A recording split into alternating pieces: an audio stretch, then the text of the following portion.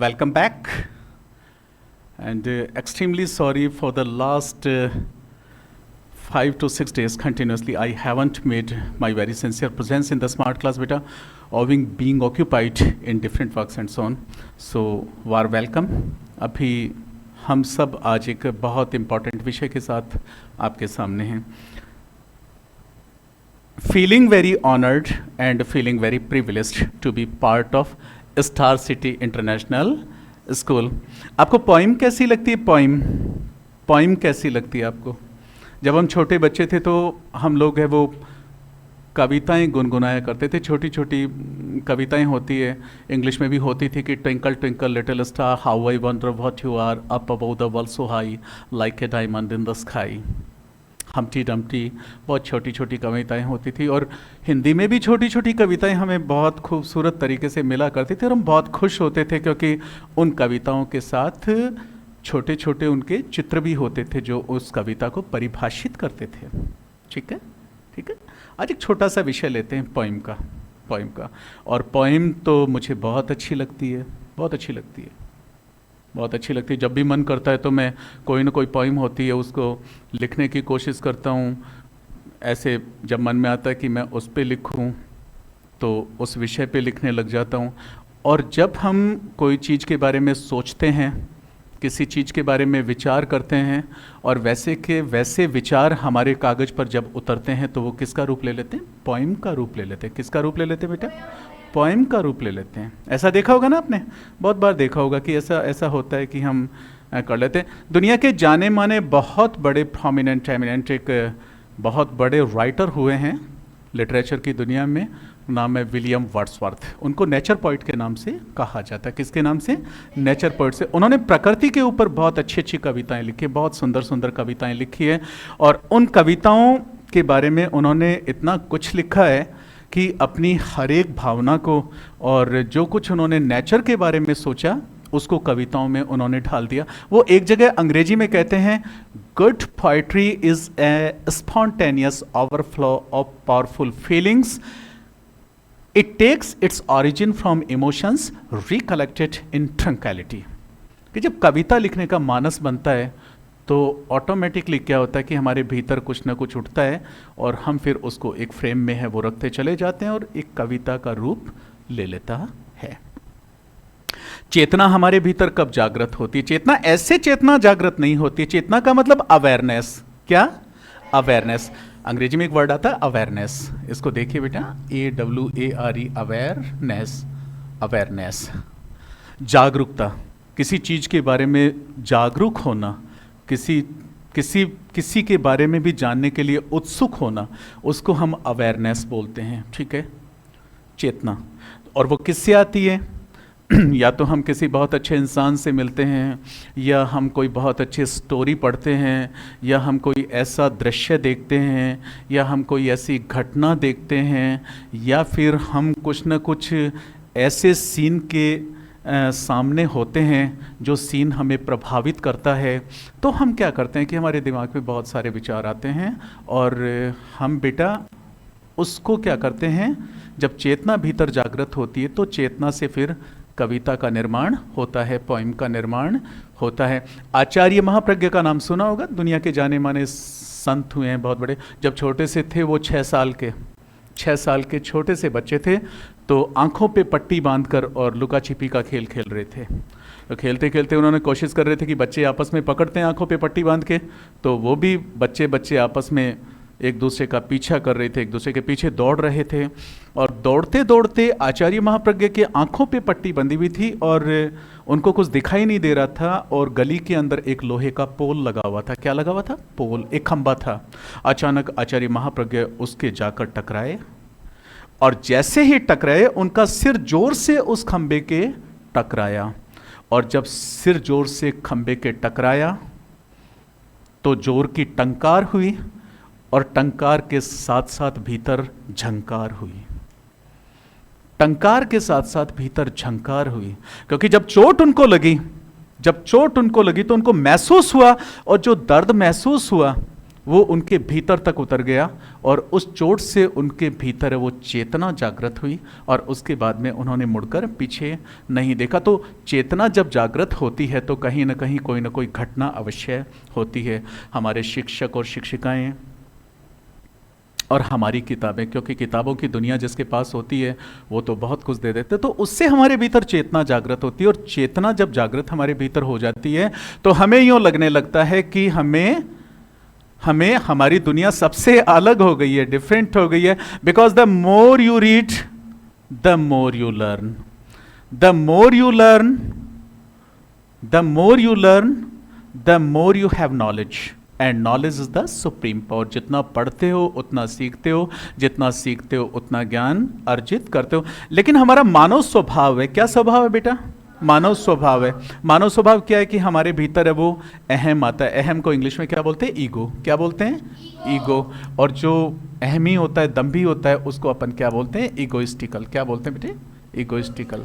ईगोइस्टिकल यानी जिसके भीतर अहम की भावना होती है। तो हमारा एक मानव स्वभाव होता है कि हमें जब कोई सही सीख देता है, हमें कोई बात बताता है, तो हम लोग क्या करते हैं कि उस बात को स्वीकार नहीं करते, क्योंकि उसके पीछे सबसे बड़ा कारण ये होता है कि हमारे मन में एक ऐसी धारणा बन जाती है, हम सोचते हैं कि ये सामने वाला अपने आप को बड़ा मान रहा है और बड़ा मानकर हमें बता रहा है, मैं इसकी बात को क्यों मानूं, ये तो मुझे पहले से ही आता है, ये तो मुझे पहले से ही आता है। लेकिन बेटा कभी भी ऐसा नहीं होना चाहिए। हम उम्र भर क्या बने रहते हैं? एक अच्छे स्कॉलर। क्या बने रहते हैं? एक स्कॉलर। आप दुनिया में कहीं पर कितने भी आगे बढ़ जाओ, कुछ भी बन जाओ, आप इंजीनियर हो सकते हैं, डॉक्टर हो सकते हैं, साइंटिस्ट हो सकते हैं, बिजनेसमैन हो सकते हैं, चार्टेड अकाउंटेंट हो सकते हैं, लेकिन कभी भी ये मत भूलना कि आप जिस पद पे हो बेटा, उस पद से पहले आप एक स्कॉलर बने रहें। क्योंकि जब तक आप ये सोचते रहेंगे कि मैं स्कॉलर हूँ, और स्कॉलर सीखने वाला, स्कॉलर सीखने वाला जो हमेशा जानने की कोशिश करे, जिसके भीतर एक अवेयरनेस हो और जिसको लगे कि मैं ये भी सीखूं, ये भी सीखूं, वो इंसान बहुत आगे तक जाना है। You haven to feel your self very satiate and very satisfied. जिंदगी में कभी भी आपको अपने आप को सेटिस्फाई नहीं करना है। जिस जगह अपने आप को आपने सेटिस्फाई कर लिया कि now I am satisfied and I am content, your progress would be bent. तो आपका जो प्रोग्रेस है, आपकी प्रगति है, वो रुक जाएगी, आप कभी भी आगे नहीं बढ़ पाओगे। There must be an appetite और there must be hunger of learning. आपके भीतर एक भूख होनी चाहिए, आपके भीतर एक ललक पैदा होनी चाहिए कि मैं इतना सीखूं और इस तरह से सीखूं। गन्ने में जहाँ जहाँ गांठ होती है बेटा, वहाँ रस नहीं होता। बहुत बार मोटिवेशनल सेमिनार में मुझे बोलने का मौका मिलता है, तो ये उदाहरण मैं देता हूँ। गन्ना आप सभी जानते होंगे, गन्ना शुगर केन हम जिसको बोलते हैं। एक हम यहाँ पे चित्र बना लेते हैं और इसको बेटा क्या बोलते हैं? Sugarcane, SUGARCANE, sugarcane. इसमें बेटा ये क्या है? गांठें हैं, और इन गांठों के बीच में ये जो पार्ट है, इसमें रस है। लेकिन ये गांठें इस पार्ट को इससे मिलने में रोक रही है और इस पार्ट को इससे मिलने में रोक रही है, क्योंकि बीच में गांठें हैं। मैं एक क्वेश्चन करता हूं आपसे कि अगर मुझे रस को इस किनारे से और इस किनारे तक पहुंचाना हो तो हमें क्या करना पड़ेगा? यस, हाँ, शाबाश बेटा, गांठों को तोड़ना पड़ेगा। तो चलिए हम गांठों को तोड़ देते हैं, और जैसे ही बेटा गांठें टूटी, रस इधर से इधर चला गया। तो मानव स्वभाव क्या होता है बेटा? मानव स्वभाव ये होता है, मानव स्वभाव ये होता है कि जब कोई चीज़ के बारे में बताया जाता है, कुछ नॉलेज दिया जाता है, कोई शिक्षा दी जाती है, तो हमारे भीतर एक ईगो आ जाता है और हम सोचने लगते हैं कि ये तो मुझे पहले से ही आता है और मैं इसको क्यों रिसीव करूं और क्यों इसके साथ इंटरेक्ट करूं, क्योंकि हमारे भीतर जो एक ईगो का पार्ट है वो हमें उसको स्वीकार नहीं करने दे रहा। तो वैसे ही क्या होता है, मनो मस्तिष्क में हमारे गांठें होती है बेटा, उन गांठों को तोड़ना बहुत ज़रूरी होता है। और जब वो गांठें टूट जाती है तो हमारी लेने की क्षमता बढ़ जाती है। और वो गांठें कैसे टूटती है? वो गांठें तब टूटती है जब हम कहीं ना कहीं कुछ ना कुछ, कोई ना कोई ऐसी क्रिएटिविटी देखते हैं, किसी ऐसे इंसान से मिलते हैं, कोई ऐसी इंसिडेंट देखते हैं, कोई ऐसी घटना देखते हैं, या फिर कोई भी ऐसी नॉलेजेबल कोई भी थिंग होती है, उसका जब हमारा आमना सामना होता है तो वो गांठें टूटती है और हमारी लेने की क्षमता बढ़ जाती है. Very lucky because we are the student and always every moment we are in touch with books. We have a good compilation of books. The more you read, the more you learn. The more you learn, the more you have knowledge. And knowledge is supreme power.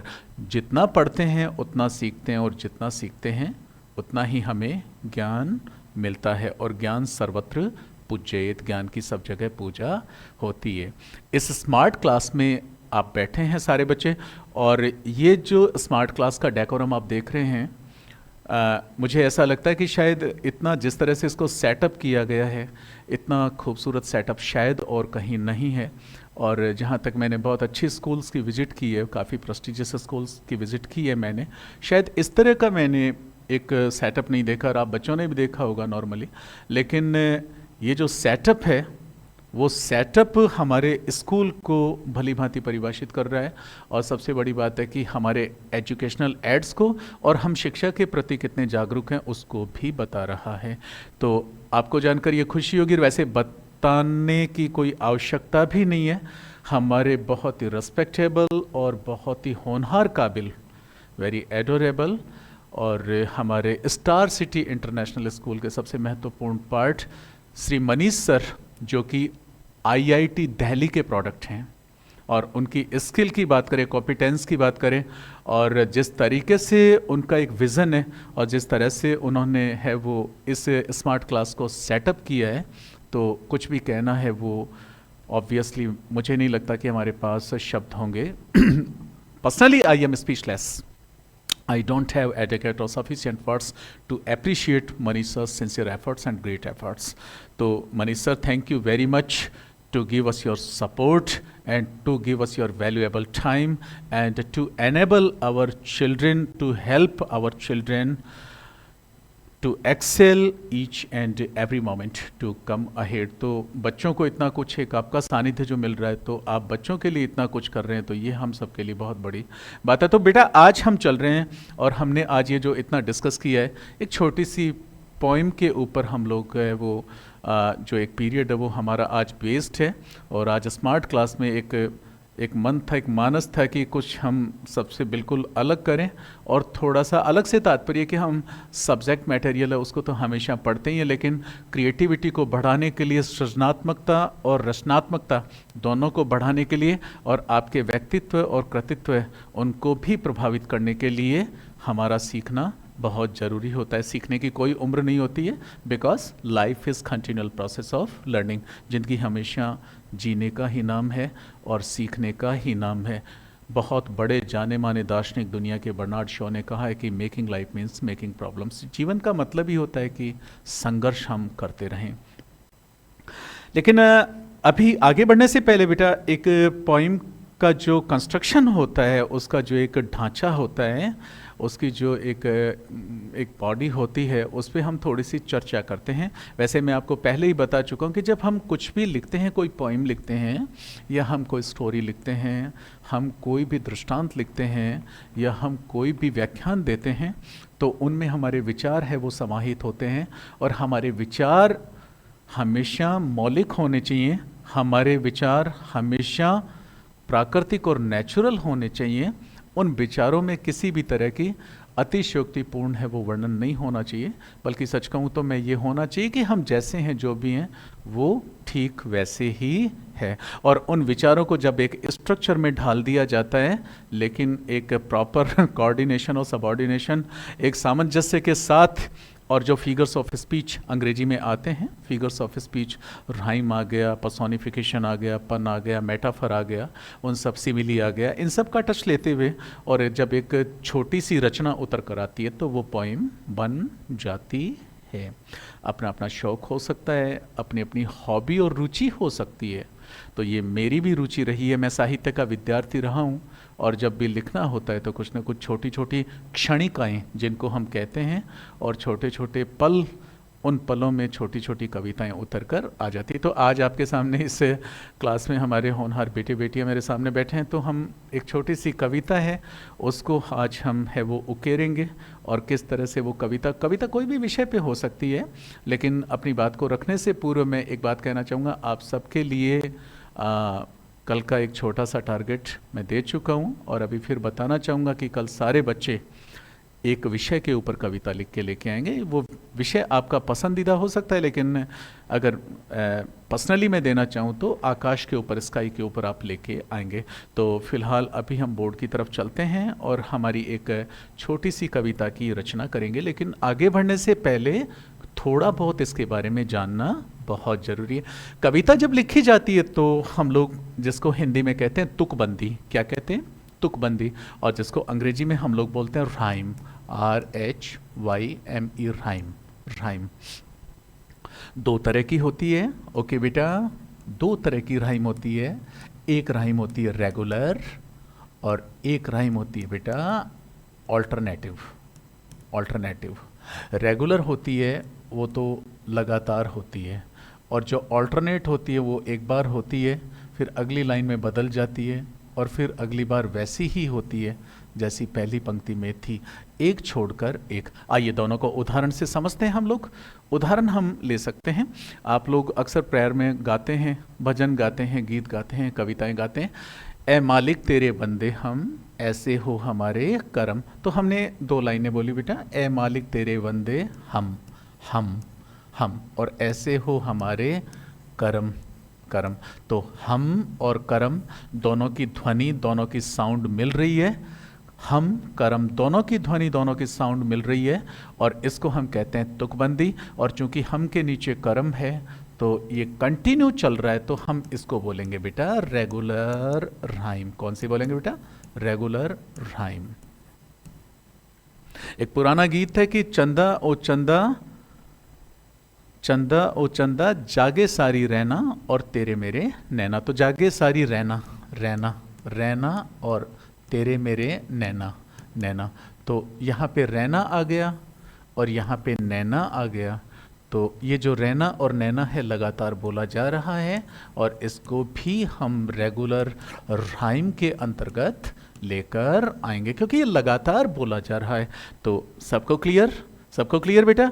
तुकबंदी, और आखिरी शब्द की ध्वनि, आखिरी शब्द की ध्वनि अगली पंक्ति के आखिरी शब्द की ध्वनि से मिलती है, तो उसको कहते हैं राइम, रेगुलर राइम। अब हम ऑल्टरनेट की बात करें। एक छोटी सी कोई भी पंक्ति मैं लिखता हूँ, उसमें पता चल जाएगा। मान लीजिए मैंने एक पंक्ति लिखी, no goal, no goal is too distant, no goal is too distant, कोई मंजिल दूर नहीं है। और no star, no star is too high, कोई सितारा भी ऊंचा नहीं है।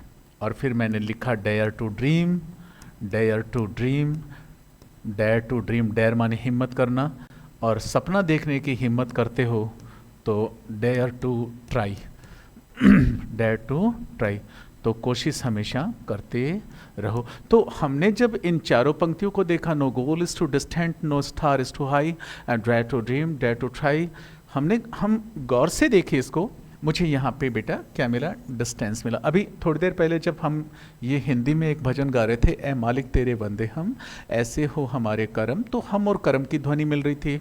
और जब अपन ने रहना और नैना लिया, इसकी ध्वनि मिल रही थी। और मैं कह दूँ ट्विंकल ट्विंकल लिटिल स्टार, तो स्टार आ गया। और how I wonder what you are, और up above the world so high, तो हाई आ गया। और like a diamond in the sky, तो एक तरफ हाई आ गया तो उससे मिलता स्काई आ गया, एक तरफ स्टार आ गया तो उससे मिलता आर आ गया।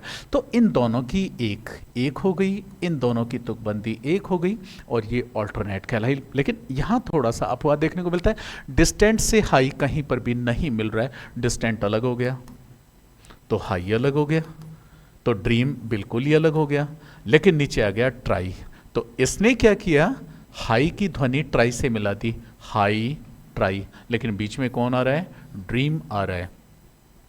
तो ऐसी तुकबंदी कि एक शब्द की ध्वनि और अगली लाइन के आखिरी शब्द से ना मिले, लेकिन उससे अगली लाइन के आखिरी शब्द की ध्वनि से मिले तो वो कहलाती है बेटा ऑल्टरनेट राइम। उम्मीद करता हूँ आपको बहुत अच्छा लग रहा होगा। तो यहाँ पे हाई और ट्राई ये ऑल्टरनेट है, ये ऑल्टरनेट राइम है। और राइम के साथ अगर पोइम लिखी जाए तो सुंदर भी लगती है, अच्छा भी लगता है और कानों को बड़ा सुखद लगती है। और वैसे तो आप कुछ भी अपने विचारों को अगर रखना चाहें तो रख सकते हैं।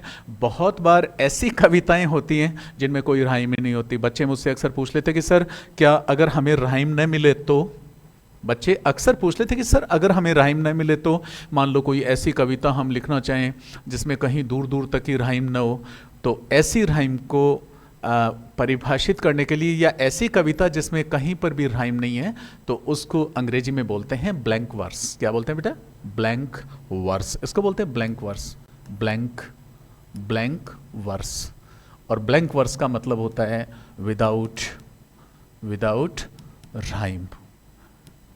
इसमें कोई राइम नहीं होती, बस खुली अपनी मर्जी से चलती है और कहीं पर कोई पाबंदी नहीं होती, कहीं पर कोई ऑल्टरनेट और रेगुलर राइम नहीं होती। बस इसको चलना है तो इजी वे में चल रही है और विचारों को दर्शा रही है। तो अभी चलते हैं इसी के साथ हम।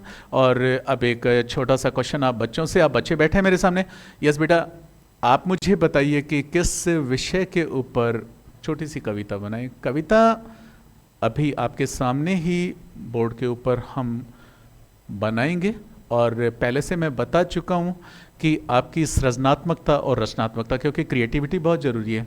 स्कूल में आप किताबें पढ़ते हो, बुक्स पढ़ते हो, लेकिन जब ड्राइंग और पेंटिंग करते हो तो इमेजिनेशन जो होती है, आपके माइंड की जो फैंसी होती है, वो कागज़ पर जब उतर कर आती है तो पता लग जाता है कि आपके सोचने का और अपने विचारों को कागज़ पे उतारने का एक सबसे बड़ा नज़रिया कहूँ, या यूँ कह सकता हूँ कि किस तरीके से आप जीवन को लेकर चल रहे हैं। और जब वो एक कल्चर जब आपके भीतर पैदा हो जाएंगे तो वो दिन दूर नहीं है कि आप जीवन में बहुत आगे तक जाएंगे। और जिस स्कूल में अगर आपको ऐसा माहौल मिल जाए तो ऑब्वियसली आपको बताने की कोई आवश्यकता नहीं है, क्योंकि मसलन बहुत बार स्कूलों में ऐसा देखा जाता है कि केवल पढ़ाई और पढ़ाई और सिर्फ पढ़ाई। तो you haven to be bookworm, you haven to be bookworm, you have to learn more and more and more. इतना सीखना है कि in future you have to be extrovert rather than introvert, you have to be optimistic rather than pessimistic. आशावादी बनना है, निराशावादी नहीं बनना है, बहिर्मुखी बनना है, अंतर्मुखी का यहाँ कोई भी काम नहीं है। तो आपको अपने स्टार सिटी इंटरनेशनल स्कूल में ऐसा माहौल दिया जा रहा है कि आप उस माहौल के साथ एक सामंजस्य को स्थापित करें, कोऑर्डिनेशन और सबऑर्डिनेशन हो, एक म्यूचुअल अंडरस्टैंडिंग हो, और उस अंडरस्टैंडिंग के साथ अपनी क्रिएटिविटी को नए आयाम दें और नए पंख दें। Because sky is the limit and you have to cross the limit. Okay, तो आइए अब हम चलते हैं बेटा और आगे की तरफ बढ़ते हैं। आपको राइम के बारे में बता दिया है मैंने और इसके बारे में भी बता दिया। Please welcome. तो अभी हमारे एक छोटी सी बच्ची ने कहा कि सर स्टार सिटी स्कूल पे ही बना दो।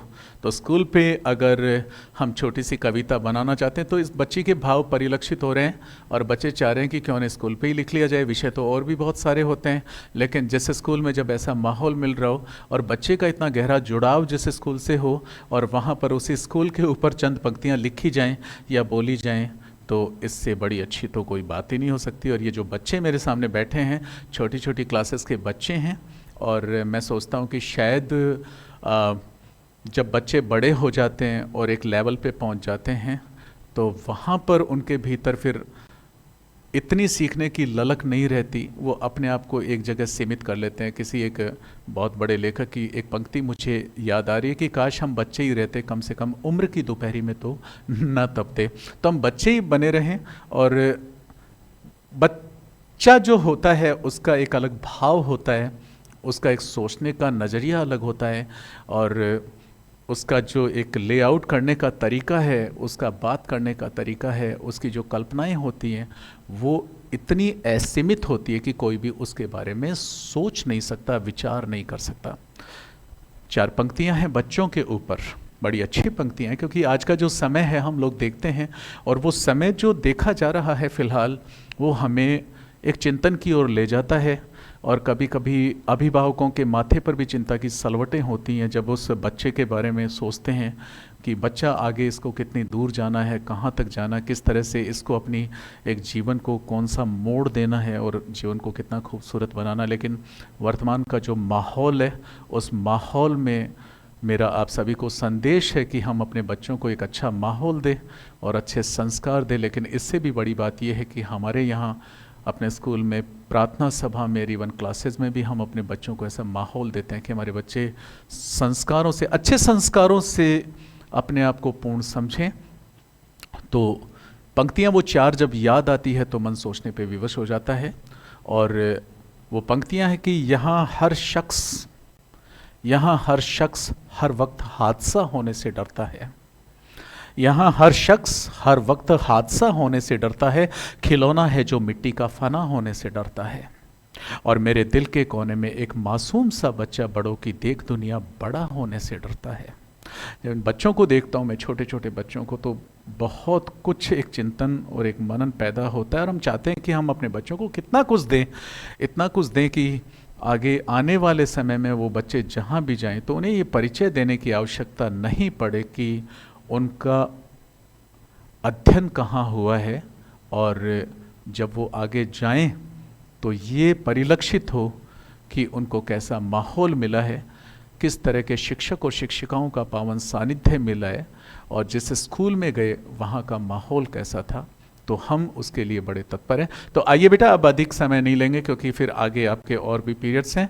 और आज चूँकि एक आप बच्चों के साथ एक अच्छा, जिसको मैं कहूँगा कि एक अच्छी अंडरस्टैंडिंग हुई है, छोटे छोटे बच्चे हमारे, और ये शायद अंडरस्टैंडिंग नहीं हो पाती। लेकिन जब आज मैं आपकी क्लास में गया और कुछ क्लासेस में गया तो कुछ बच्चे कविताओं को देख रहे थे, लिखने की कोशिश कर रहे थे, तो मन में एक ख्याल आया कि क्यों न आज आपको छोटी सी पोइम है वो बनाना सिखाते हैं ताकि आपके भीतर रचनात्मकता पैदा हो।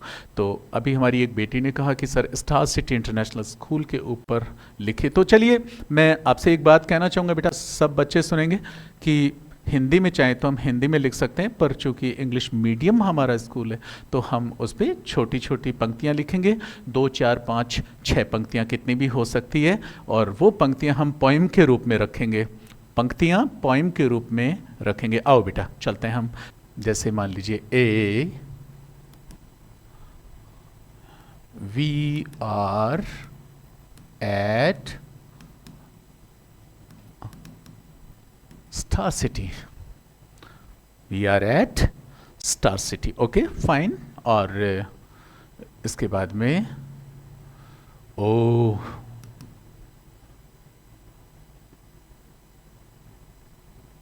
We the knowledge obesity. Obesity किसको बोलते हैं बेटा? ओबेसिटी मोटापा, भारी भरकम जो होता है उसको ओबेसिटी बोलते हैं, ठीक है। तो नॉलेज ज्ञान, और ओबेसिटी यहाँ पे एक नया वर्ड है। तो we are at star city, we the knowledge obesity, okay. आइए आगे बढ़ते हैं, हम मूव करते हैं। Wow wow, what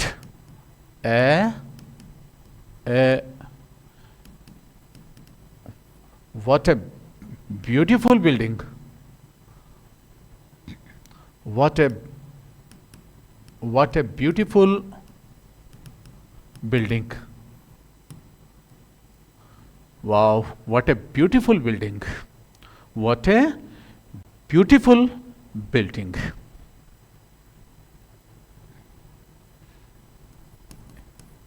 It is knowledge and culture building.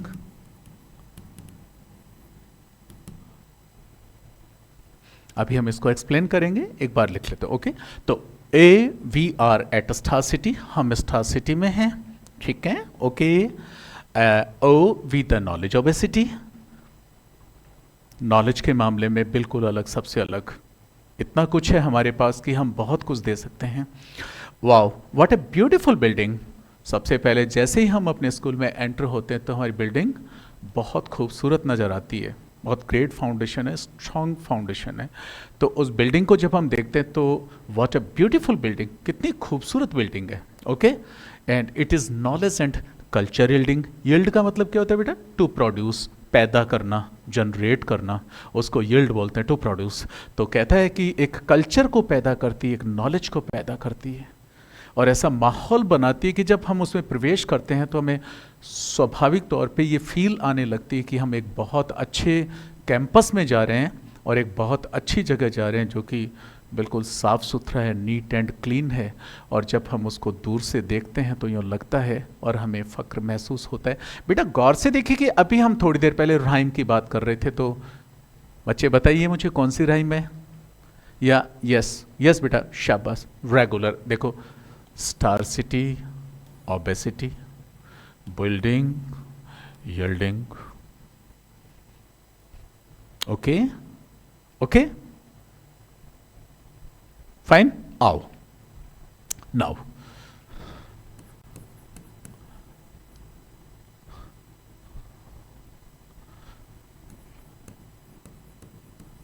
Lassi green campus. Lassi green campus, बहुत सुंदर वातावरण है और बहुत अच्छा लगता है आपको, बिल्कुल हरा भरा। इतने पेड़ पौधे हैं कि जब आप लोग कभी कभी खेलने के लिए बाहर आते हो और बैठते हो उस लॉन के अंदर तो आपको एक बहुत अलग तरह से ऐसे महसूस होता है कि जहाँ पर इतना सूदिंग एनवायरनमेंट होता है कि आपको ऑटोमेटिकली ऐसे लगने लगता है कि एक हम ऐसी जगह पे आ गए, किसी पिकनिक स्पॉट पे आ गए हैं, या फिर एक नेचर, प्रकृति की गोद में हम चले गए हैं जहाँ पर सुकून मिल सके हमें। ऐसा आपका कैंपस है, उसके बारे में आपको बताने की कोई ज़रूरत नहीं है। तो लस्सी green campus, lassi green campus.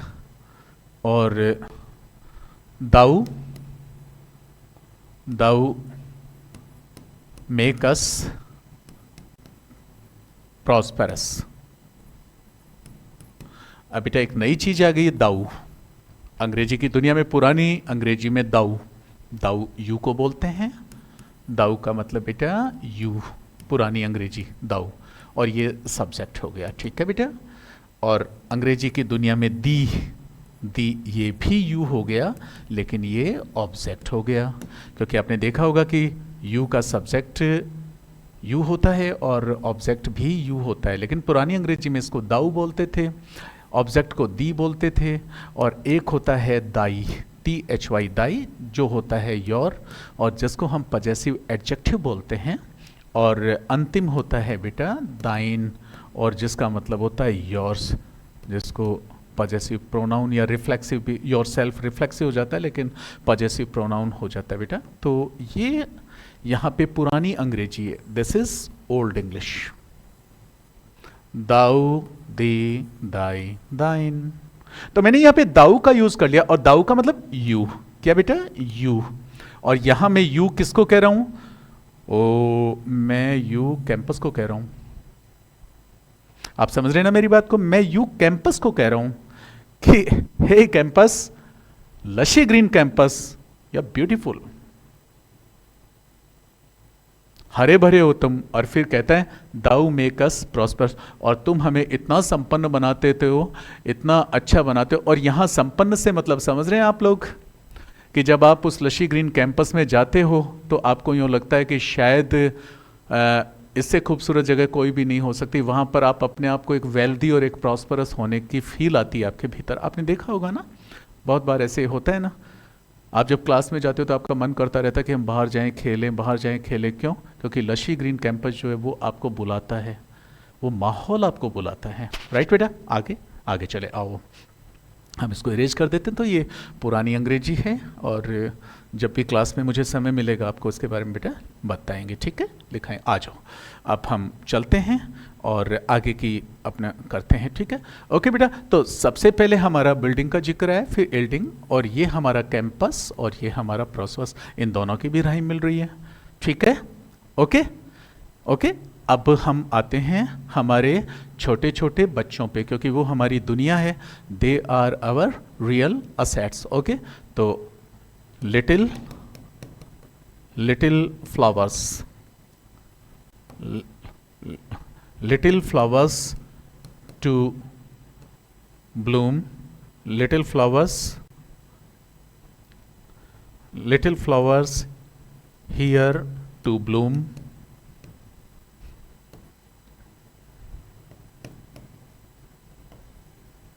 they are to us boon. Okay बेटा, तो यहाँ पे लिटिल फ्लावर्स, आप छोटे बच्चे तो लिटिल फ्लावर्स है हम सब के लिए, और ब्लूम का मतलब पल्लवित होना, पुष्पित होना, खिलना। तो जब आपको ऐसे स्कूल में ऐसा माहौल मिले तो ऑब्वियसली आपका खिलना तो स्वाभाविक ही है। आप जब आते हो तो इतने हंसते हुए चेहरे के साथ आते हो, $1,000,000 स्माइल, अंग्रेजी में एक टर्म आती है ना, $1,000,000 स्माइल, MILLION, $1,000,000 स्माइल। एक ऐसी स्माइल जिसको कोई परिचय देने की जरूरत नहीं होती, बहुत खूबसूरत, बहुत खूबसूरत। आप कह सकते हैं कभी कि यू आर कीपिंग $1,000,000 स्माइल, आप मुस्कुराते हुए बहुत अच्छे लगते हैं, $1,000,000 स्माइल। तो उस स्माइल के साथ आप आते हैं, और जब आते हैं तो यहाँ पे आप ब्लूम होते हैं। Okay, they are to us boon, boon का मतलब वरदान, बून का मतलब आशीर्वाद। तो ये ईश्वर का वरदान है, हम सबको आशीर्वाद है कि आप नौनिहाल बच्चे, छोटे छोटे बच्चे हमारे पास हैं, क्योंकि बेटा आप हमारा गौरव हैं, आप हमारी शक्ति हैं, आप हमारी असेट हैं। और ये स्कूल जो है, ये जो स्कूल जो है वो आपका अपना स्कूल है, star city international school. Right बेटा, आगे बढ़ते हैं, हम लोग मूव करते हैं और इसको हम इरेज कर देते हैं $1,000,000 स्माइल को। ओके, आ जाओ। तो अभी हमने बेटा बिल्डिंग की बात करी, कैंपस की बात करी, और बच्चों की बात भी हमने करी। आपने एक चीज़ देखी कि हम सहज और भाव से और सरलता के साथ हम छोटी छोटी पंक्तियां जोड़ते जा रहे हैं जहां पर मैं कुछ नहीं सोच रहा हूं, आप कुछ नहीं सोच रहे हैं, लेकिन जो भी हमारे भीतर जो आ रहा है और जो हमने महसूस किया है, उस महसूस करे हुए पार्ट को और उन एहसासों को, उन विचारों को, जो कुछ था हमारे भीतर या जो कुछ है हमारे भीतर, हम उनको केवल उकेर रहे हैं। लेकिन ये कोशिश कर रहे हैं उकेरने से पहले कि उनको अगर राइम का रूप दे दिया जाए तो वो एक बहुत खूबसूरत कविता बन सकती है। आगे बढ़ते हैं बेटा। तो ये हो गया। अब देखो एक और यहाँ पे indoor, indoor and outdoor, outdoor games. Indoor और आउटडोर गेम्स है ना आपके पास, आप खेलते हो ना, खेलते हो कि नहीं? यस बेटा, कम ऑन। हाँ, तो इंडोर और आउटडोर गेम्स आप खेलते हो सब बच्चे। ओके, और they are to children real gems. Gems, हीरे जवाहरात नगीने। इंडोर आउटडोर, जब देखो तुम्हारा मन करता है खेलने को, बहुत ललचाता है तुम्हारा जी, तुम तो आते रहते हो कि बस खेल लें। कैन वी डू स्पोर्ट्स, एक सेंटेंस बोलते हो कैन वी डू स्पोर्ट्स। और खेलना क्यों चाहते हो इंडोर आउटडोर? क्योंकि आपका कैंपस ही ऐसा है कि जब उसमें खेलने की आपकी इच्छा होती है, आपको रोकना चाहते हैं हम तो रोक नहीं पाते हो, और कभी रोक भी लेते हैं तो आप चुपके से बहाने बना के निकल जाते हो। जाते हो ना, जाते हो। ऐसा कारण क्या है? क्योंकि कैंपस आपका ऐसा है। ठीक है, तो इंडोर एंड आउटडोर गेम्स बेटा, और they are to children real gems. और आप बच्चों के लिए वो क्या है? ये इंडोर और आउटडोर गेम्स जेम्स हैं। और आपको पता है जेम्स की क्या वैल्यू होती है, उसका क्या मूल्य होता है। तो आप बच्चों के लिए इंडोर और आउटडोर बहुत इंपॉर्टेंट है। ओके बेटा, आगे करते हैं। ओके, आओ। so many well equipped labs। आपको तो पता ही है कितनी शानदार लैब्स हैं हमारे। आपने देखा है ना, देखा है ना? हाथ खड़े करो वो बच्चे जिसने देखा है। हाँ, देखिए केमिस्ट्री की कितनी बड़ी लैब है, फिजिक्स की कितनी बड़ी लैब है, मैथमेटिक्स की कितनी बड़ी लैब है, जबकि मैथ्स की लैब तो होती नहीं है, मिलती नहीं है ना आपके? है कि नहीं? बिल्कुल है ना। बायोलॉजी की कितनी बड़ी लैब है, कितने सारे इक्विपमेंट रखे गए हैं, कितनी सारी फैसिलिटीज है, वेल इक्विप्ड। जब बच्चे उसमें जाते हैं तो लगता है कि शायद किसी बहुत अच्छी एक प्रेस्टिजियस यूनिवर्सिटी में आ गए हों। ऐसा लगता नहीं है कि एक तारानगर जैसे क्षेत्र में और एक स्कूल के अंदर ऐसी लैब्स है। कितनी बड़ी बड़ी लैब हैं, देखा है आपने? देखा आपने? आपने क्यों नहीं देखा? आपको भी देखना चाहिए था। सब देखो बेटा, बिल्कुल नियर बाई है। मनीष सर से कहिए आपकी आपको लैब की विजिट करवाएं और आप देखिए। वैसे आप छोटे बच्चे हैं पर उसमें केमिकल्स होते हैं, थोड़ा रिस्क होती है तो ध्यान रखना पड़ता है, लेकिन जब भी जाएं उनके साथ जाएं आप। फाइन, जाएंगे ना? ओके, आगे बढ़ते हैं। तो so many well equipped labs, सुसज्जित। वेल इक्विप्ड का मतलब बेटा सुसज्जित, ठीक है? लैब्स, आखिरी वर्ड आ गया मेरा, labs. Okay, labs. Is that clear? अब आप मुझे बताइए कि मैं कौन सी लाइन जोड़ूं आगे, बताइए। कोई भी आप बता सकते हैं, कोई बच्चा कोशिश कीजिए। अभी नहीं बता सकते तो बाद में बता सकते हैं आप लोग। तो so many well equipped labs, is it? Okay, आओ। Not merely labs but innovative crabs।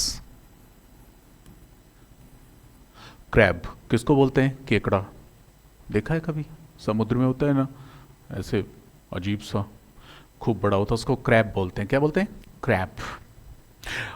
और बेटा जहाँ लैब होती है तो लैब में एक्सपेरिमेंट होते हैं। एक्सपेरिमेंट होते हैं तो वहाँ पे आपको बहुत कुछ सीखने को मिलता है, जानने को मिलता है, क्योंकि आप प्रैक्टिकल करते हो। और जब आप प्रैक्टिकल नहीं करोगे तो आगे कैसे बढ़ोगे? आगे कैसे बढ़ोगे? बनना जरूरी है ना। तो प्रैक्टिकल जब हम करते हैं तो क्या होता है? क्या होता है? हमें बहुत कुछ नई चीज़ें जानने को मिलती है, और नई चीज़ें जब जानने को मिलती है उसको कहते हैं इनोवेटिव या इनोवेशन। तो इनोवेटिव्स, नई नई चीज़ें, इनोवेटिव आइडियाज़। और यहाँ पे मैंने नॉट मैरली लैब्स, ये खाली लैब ही नहीं है हमारे स्कूल की, बट इनोवेटिव क्रैब्स, बल्कि उस केकड़े की तरह हैं, बल्कि उस केकड़े की तरह हैं जिनके भीतर इनोवेटिव आइडियाज़ खूब हैं, और इनोवेशन का वो सबसे बड़ा स्रोत है, सोर्स है। जब आप एक बार उसके पास चले जाते हो तो जैसे केकड़ा अपनी पकड़ में ले लेता है, वैसे जब आप इन लैब्स में जाते हो तो वह आपको ऐसा माहौल दे देती है कि आप लैब में एक्सपेरिमेंट करने के बाद में इतना कुछ सीख लेते हैं, इतना कुछ हासिल कर लेते हैं कि आप उससे दूर नहीं हो पाते, उसकी पकड़ में चले जाते हो।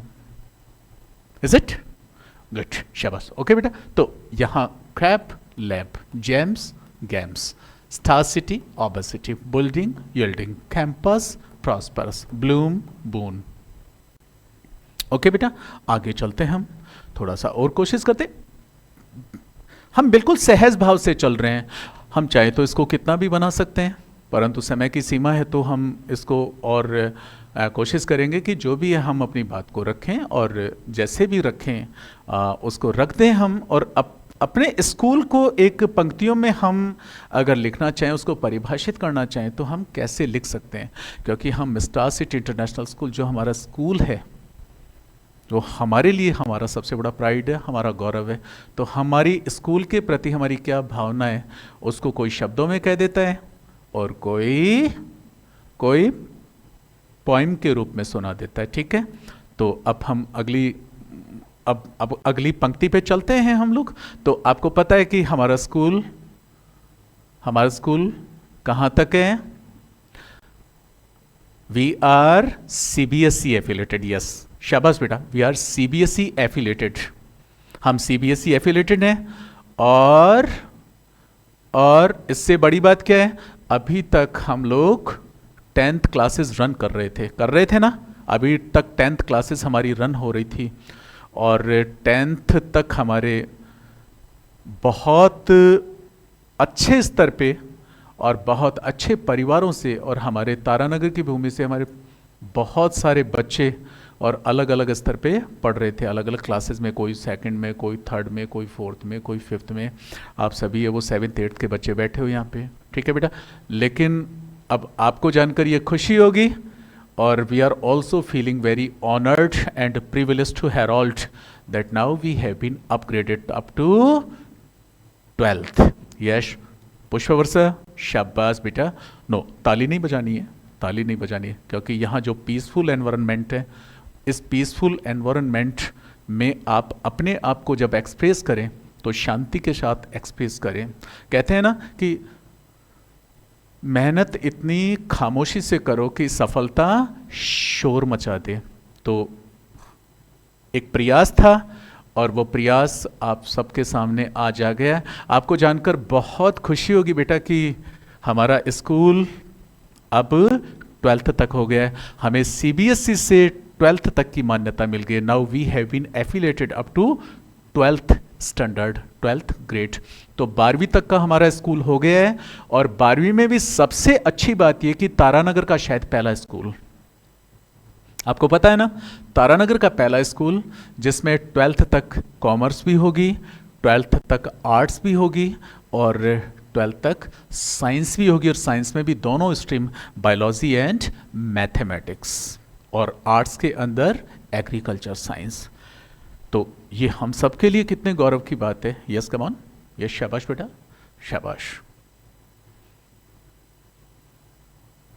ये उत्साहित कर देने वाले पल हैं। तो अब हम 12th तक हो गए हैं और नेक्स्ट ईयर से फ्रॉम 2025-26, अभी 24-25 चल रहा है, अगले 2025 और 26 से हमारा नया सेशन 11th और 12th का शुरू हो जाएगा। अब बच्चों को कहीं पर भी जाने की ज़रूरत नहीं है। आपका स्कूल कैसा है और आपको कितना कुछ मिल रहा है, मुझे शायद ये पूछने की आवश्यकता नहीं, क्योंकि आपके चेहरे बता रहे हैं इसे। ठीक है बेटा, शाबाश। ओके, तो आगे हमारे और भी बड़े प्लान हैं, बहुत बड़ा विज़न है, बहुत बड़ा मिशन है, तो हम उसको लेकर चल रहे हैं। तो आइए ज़रा अब हम एक काम करते हैं कि इसी पे ले लेते हैं, इसी पे ले लेते हैं। ठीक है, आओ बेटा। तो मैंने लिखा we are up to 12th। 12th की स्पेलिंग कौन बताएगा? बहुत अलग तरह से है, बहुत बार पूछता हूँ मैं लेकिन बच्चे नहीं बता पाते। कभी कभी पूछता हूँ, लेकिन ये जानना बेटा बहुत ज़रूरी है। जब भी मुझे समय मिलता है तो मैं पूछ लेता हूँ, जानने की जिज्ञासा रहती है। 12th की स्पेलिंग बेटा क्या है? क्योंकि मोस्टली लोग ऐसे बनाते हैं 11th, तो ELEVENTH, 11th। तो 11 के अंदर TH जोड़ देते था।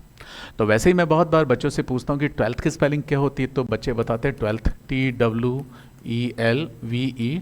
12th। लेकिन बेटा ये गलत है। क्या है बेटा? ये गलत है। 12th की स्पेलिंग में बिल्कुल एक अलग तरह का कंस्ट्रक्शन आता है, और उसको क्या लिखेंगे बेटा? TWELFTH। तो ये जो F दिखाई दे रहा है आपको, ये 12th के अंदर आता है। इसको हम फोनेटिकली ऐसे बोलते हैं 12th, नॉट 12th। तो ये फे हल्का सा बोला जाता है, और ये आ गया हमारा 12th। तो ध्यान से स्पेलिंग को नोट कर लीजिए, आप लोग अपनी बुक में नोट कर लीजिए, उसमें नोटबुक में। और अब हम इसको यहाँ पे लिखेंगे और आगे बढ़ते हैं, और इसको हम यूँ कहेंगे कि now we are up to 12th, TWELFTH, 12th। To Taranagar,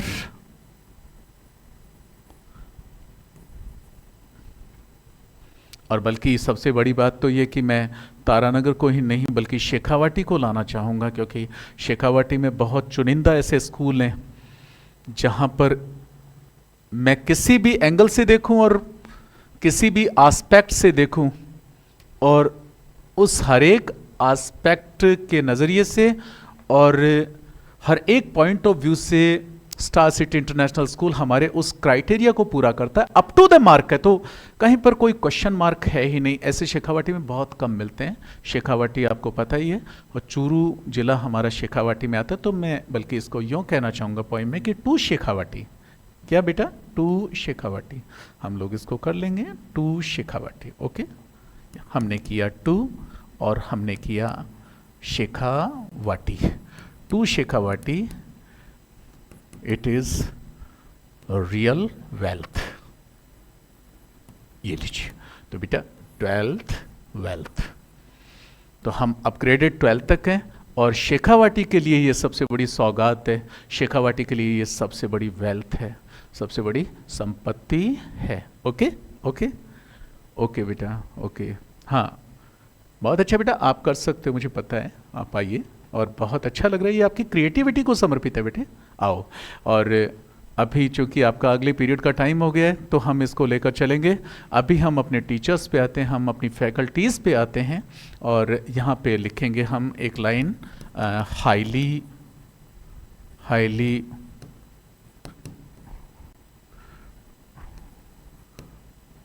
dedicated, highly dedicated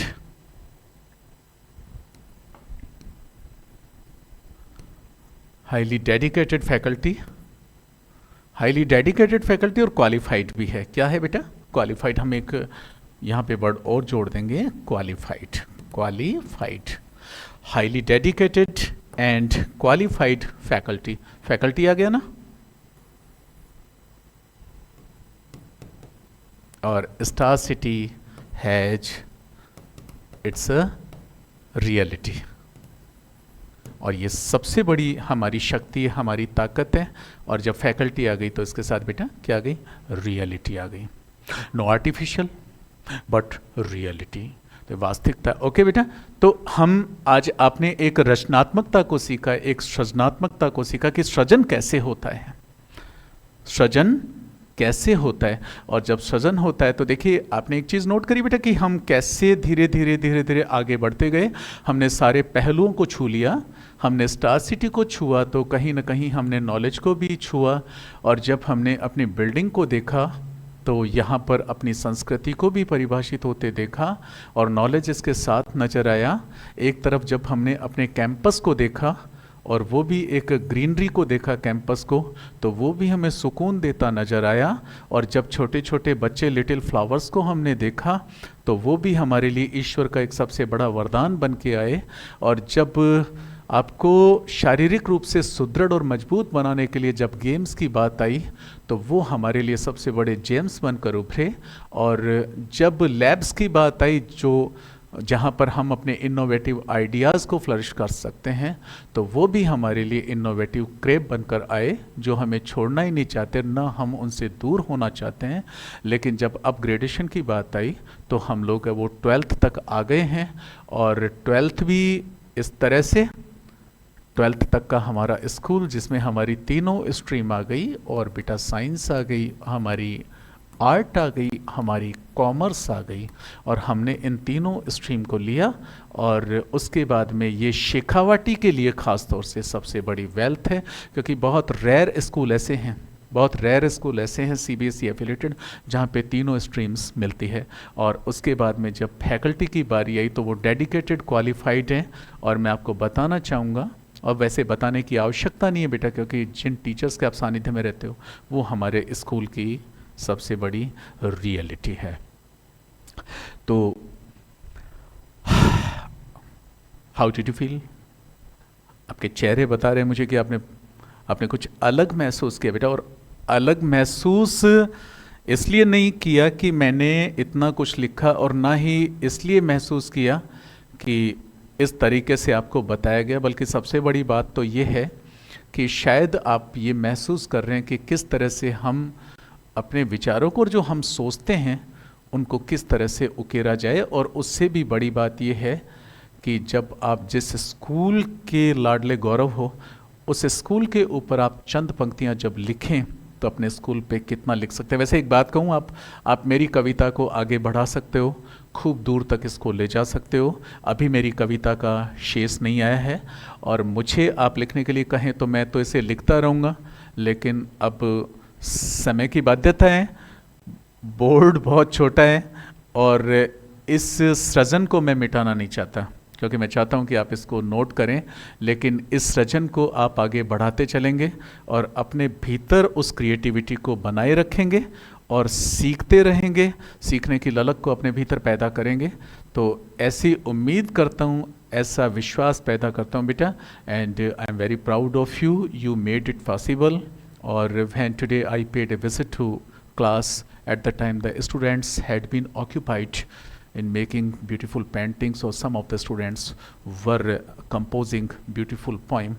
So immediately at that time I made up my mind to make all of you to forward to join the smart class, and where in smart class on the board or on digital board, let me tell you, or I could tell you about the composition, about the thematic interpretation, and also the streams and figures of speech, and how to compose or how to create good poetry or good composition. Again, we say that, and it has been quoted by William Wordsworth, one of the very prominent writer who is known as nature poet, William Wordsworth, Robert Frost, my favorite, and he has quoted that good poetry is a spontaneous overflow of powerful feelings. It takes its origin from emotions recollected in its tranquility. So thank you very much beta for being with all of us, and thank you very much Manish sir, इतना कुछ करने के लिए और इस पूरे को आज है वो रिकॉर्ड करने के लिए, और ये सारा completely the credit goes to all of you and बेटा to all of you. Okay, तो मिलते हैं हम कल फिर एक नए टॉपिक के साथ, एक नए विश्वास के साथ, एक नई उम्मीद के साथ, और तब तक के लिए अपना ख्याल रखिएगा। Take care and may God bless you, and thank you very much बेटा to keep in touch with all of us. And today, very shortly, you have come to know about your school, Star City International School, one of the very prestigious school to provide the qualitative education up to 12th CBSE affiliated school for the aspirants and for the students who wish to seek admission after the completion of 10th in science or in commerce or in arts. In all of the streams, we are just here with good standard and good mannerism, good distinction, and so on. Thank you very much. Thanks a lot. Have a pleasant day, and thank you very much viewers.